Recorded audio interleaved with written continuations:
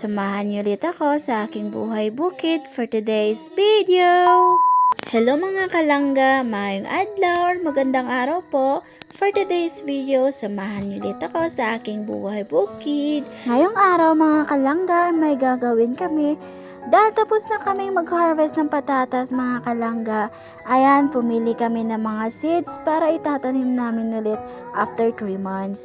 Kung magtatanong kayo mga kalangga, bakit 3 months? Kasi po, kailangan namin muna patubuin ito sa kahon yung seeds mga kalangga bago itanim sa lupa. Yung mga maliliit na patatas yung kailangan namin. Yung mga malalaking patatas naman po ay benta namin para may pambili kaming bigas at medisina. So ayan, tamang pili lang po kami ng seeds. Okay. Dalawa kami dyan ni Mother Earth at yun si Papa mga kalangga. Dalawang kahon yung sa akin dyan, yung kanila Papa naman ay 7 kahon.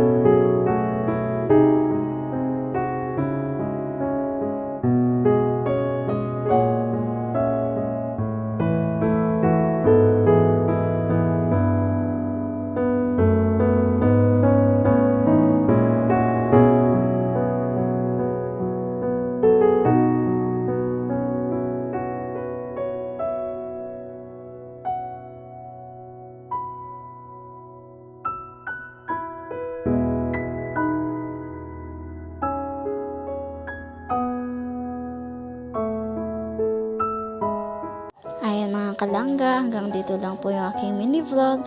Thank you for watching. Please like, share, and follow.